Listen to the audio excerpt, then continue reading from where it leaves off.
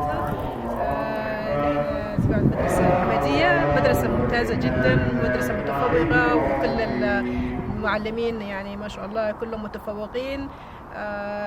التلاميذ كلهم حبي من التيتشر.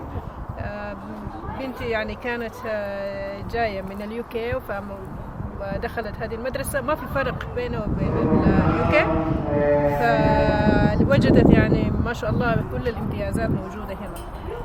أنا دي هي فرصة تحكي، وهي يعني مبسوطة جدا جدا، وأنا مبسوطة جدا.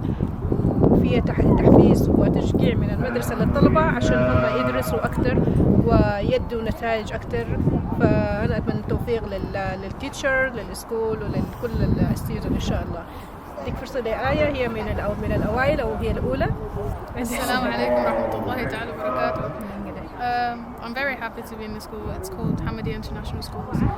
I am originally from the UK, and there's not much of a difference. The school is very organized. It's very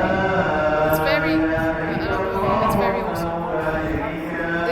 It's somewhere you should go because you'd get the best out of it. Thank you so much. What about you guys? You want to say something? No, it's honestly just a really good school, and I'm really happy to be here. And it's not a big difference from my old school. Like, it's a really good school. Sure, what about you? You want to say something? No. All right. Thank you so much. Thank you so much. Take care.